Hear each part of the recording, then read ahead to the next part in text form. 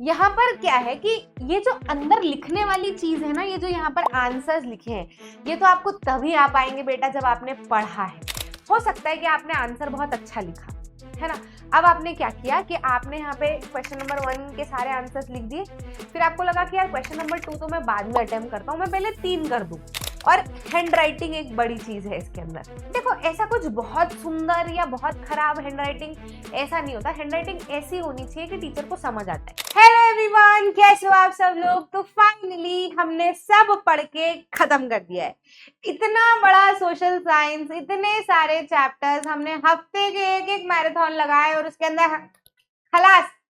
अब हमें सब समझ तो आ गया है मैम, ठीक है, अब समझ आ गया है। और आपने बताया भी था एक वीडियो के अंदर कि आंसर राइटिंग हमें कैसे करनी है, तो वो भी हमारा काफी हद तक बन जा रहा है कि हम धीरे धीरे करके कोशिश तो कर रहे हैं आंसर लिखने की। लेकिन अगर कुछ एक तरीका हमें पता चल जाए कि जो जो वो आदमी, जो व्यक्ति है पिछले साल, उसके उस साल बैठ के उसने कैसे ऐसे आंसर लिखे थे कि उसके बहुत अच्छे मार्क्स है और आदमी टॉपर बन गया एकदम, ऐसा कुछ बता दो तो मतलब हम भी वो ट्रिक लगा ले, है ना, हमको भी थोड़ा सा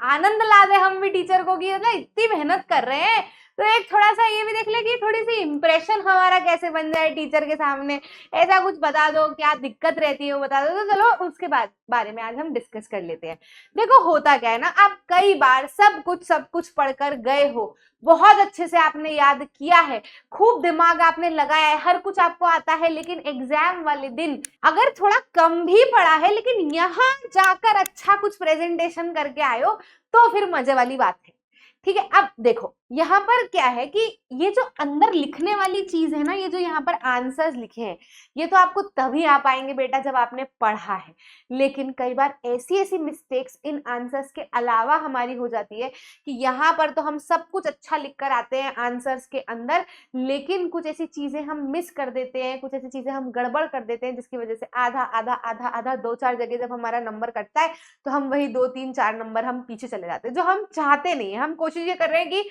बेस्ट में से बेस्ट हम करके आए। तो चलो एक टॉपर की कॉपी हम देख लेते हैं कि ये जो बंदा है, ये अगर टॉपर है तो ऐसा क्या है इसकी कॉपी के अंदर। देखो एक सिंपल सी बात ध्यान रखना, जीवन में हमें वो बातें बहुत अच्छी लगती है, वो चीजें बहुत अच्छी लगती है जो बहुत ही आसानी से हो जाती है। और टीचर को भी वो कॉपियां बहुत अच्छी लगती है जहां आसानी से उसे दिख जाता है कि आदमी ने क्या लिखा है, क्योंकि उनके पास पड़े हैं ढेरों फाइल। अब तुम कोशिश ये करो, जब तुम्हारे हाथ में कॉपी आए तुम ऐसे आंसर लिखो, ऐसे सारी चीजें मेंशन कर दो कि टीचर को फटफट चीजें दिख जाएगी। हाँ ये इसका, ये इसका, ये इसका, ये इसका, मतलब टीचर को माथा पच्ची ना करना पड़े, बस यही की है। ठीक है, यहाँ पर मुझे बच्चों की एक बात बहुत अच्छी लगी है, भले आप ये वाली 2023-24 वाली आप कॉपी देखो या फिर एक पहले वाली आप कॉपी देखो, आप देखो इसके अंदर जो बच्चों ने मार्किंग कर रखी है ना, वो कैसे कर रखी है कि जैसे क्वेश्चन शुरू हुआ है ना, क्वेश्चन जो शुरू करा है बच्चों ने, तो उसके अंदर एक बहुत अच्छी चीज ये कर रखी है कि आंसर ऑफ क्वेश्चन नंबर 1, ठीक है, फिर थोड़ा नीचे बढ़े, है ना, और फिर उसके बाद में थोड़ा नीचे बढ़े, फिर यहाँ पर आए आंसर ऑफ क्वेश्चन नंबर 2, फिर उसके उसके सारे आंसर्स लिख दिए, फिर उसके बाद आंसर ऑफ क्वेश्चन नंबर 3, फिर उसके बाद में उसके सारे आंसर्स लिख दिए। तो ना बड़ा बड़ा लिख दिया तो टीचर को समझ में आ गया कि हाँ ये इस क्वेश्चन का आंसर है, ये इस क्वेश्चन का आंसर है। अब इस बीच में अगर कहीं ऐसा होता कि दो वाला वो अटेम्प्ट करता और वो चाहता कि 3 नंबर वाला मैं बाद में अटेम्प्ट कर लूं, है ना, तो यहाँ क्योंकि उसने बड़ा बड़ा लिख रखा है तो टीचर को दिख जाएगा कि अच्छा 2 के बाद में ठीक है, चलो 4 नंबर वाला आया है, 3 हो सकता है आगे बच्चे ने लिखा हो।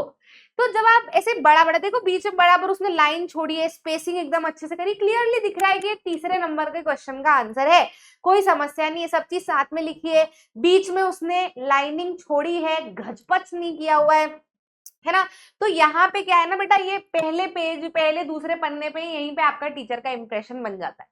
आप अगर चाह रहे हो कि आप सब्जेक्टिव पहले कर लो, ये वाले 1-1 मार्क के बाद में कर लो, तो भी कोई दिक्कत नहीं है, बस आप ना क्वेश्चन नंबर क्लियरली लिखो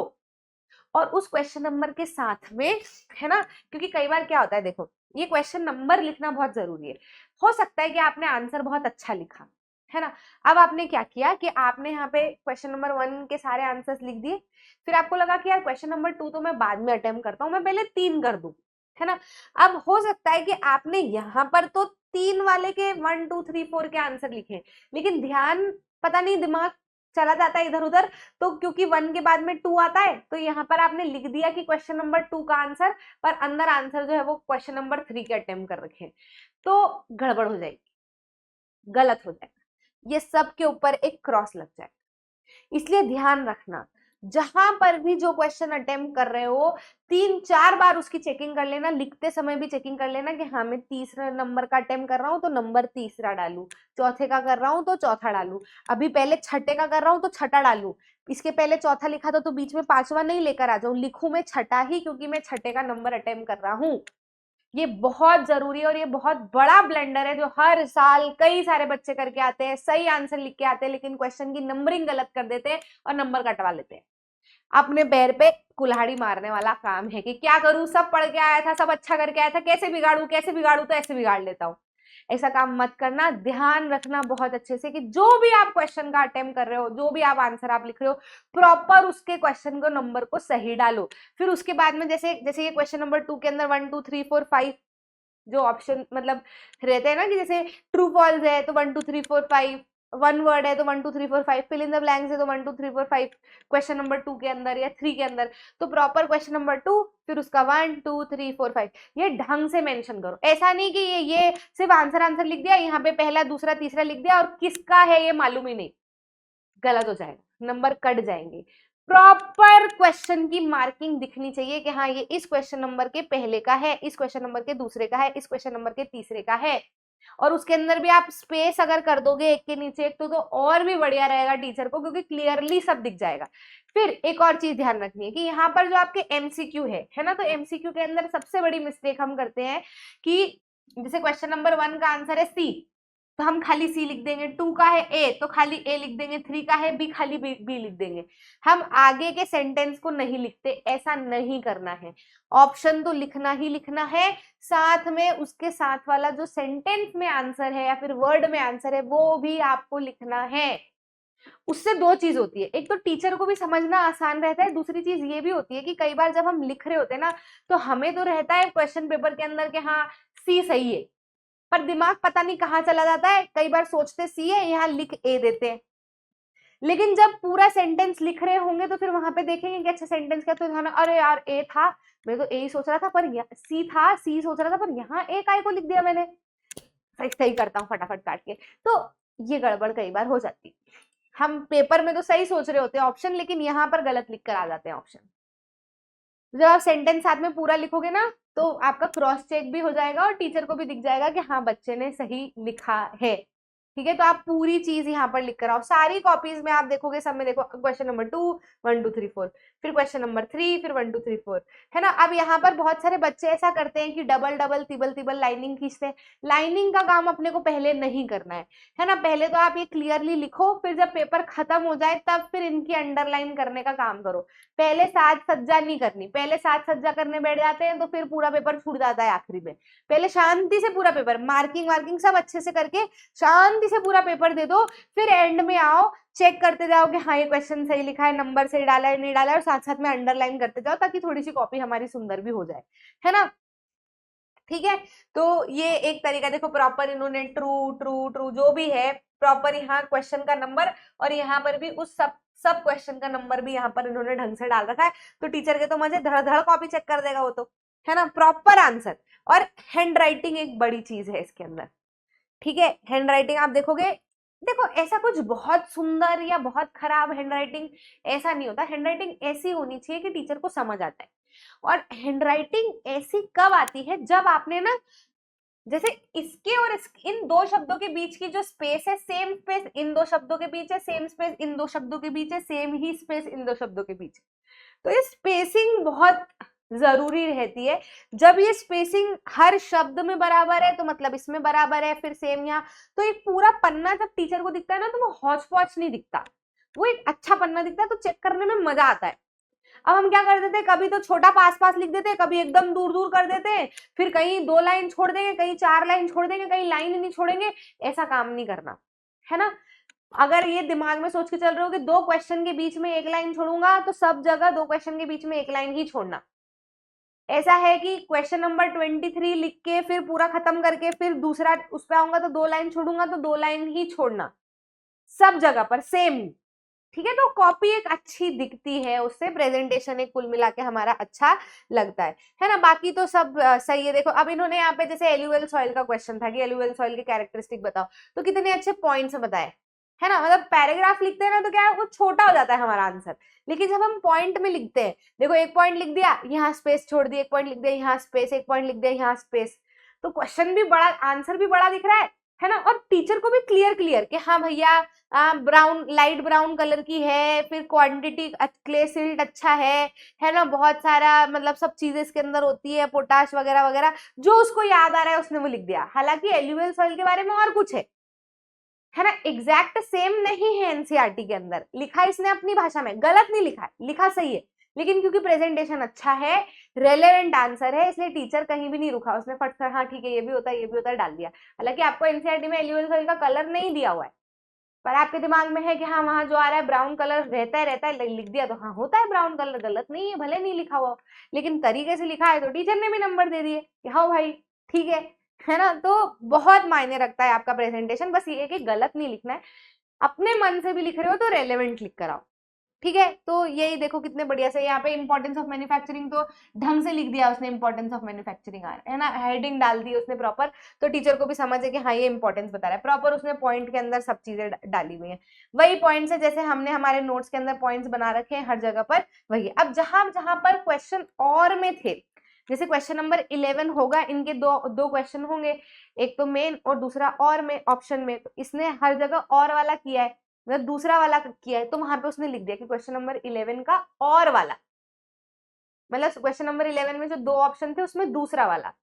क्योंकि ऐसे तो क्वेश्चन नंबर 11 के नाम से ही वो दो रहेंगे ना, पता कैसे चलेगा टीचर को कि तुमने ऊपर वाला करा है कि नीचे वाला करा है,